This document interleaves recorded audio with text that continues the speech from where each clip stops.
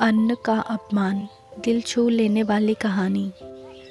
एक बार की बात है, रामपुर गांव में सुधा नाम की एक लड़की रहती थी। वो देखने में बहुत सुंदर थी, लेकिन उसकी एक आदत खराब थी कि वो खाना खराब करती थी। वो ज़्यादा खाना लेकर खाना फेंक देती थी। कुछ समय बाद उसकी शादी हो गई। उसकी सास ने उसको तिजोरी की चाबी और बाकी सभी जिम्मेदारी सौंप दी और बोली कि वो अभी तक अच्छे से घर चलाती आई है, अब सुधा को सही से घर चलाना है। सुधा ने अपनी सास की बात को कबूल किया। सुधा इसके बाद अपने पति से बार बार कभी चीनी कभी चावल मंगवाती थी।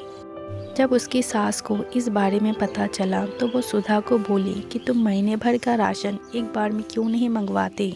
सुधा ने बताया कि वो एक साथ मंगवाती है, लेकिन वो कम पड़ जाता है। सुधा की सास ने इसके बाद पता लगाने के लिए कि राशन कहाँ जाता है, रसोई में थोड़ी नज़र रखनी शुरू कर दी। कुछ दिन रसोई में देखने पर उसको पता चला कि सुधा ज़्यादा खाना बनाती है, जिससे बहुत सारा खाना फ्रिज में पड़ा रहता था। उसने सुधा को खाने की अहमियत के बारे में सिखाने की सोची। एक दिन उसने सुधा को बुलाकर कहा कि हमारे पहले वाले नौकरानी के बच्चे की तबीयत ठीक नहीं है, मुझे वहाँ जाना है, क्या तुम भी चलोगी। सुधा भी अपनी सास के साथ जाने के लिए तैयार हो गई। अपनी नौकरानी के बस्ती में जाकर सुधा की सास ने कहा कि मैं अभी रास्ता पूछकर आती हूँ। उसके बाद सुधा वही खड़ी रही। सुधा ने एक घर के अंदर देखा तो एक बच्चा भूख के कारण रो रहा था। उसकी माँ ने अपने अनाज के सभी बर्तन देखे, लेकिन वो खाली थे। ये देखकर सुधा को रोना आ गया।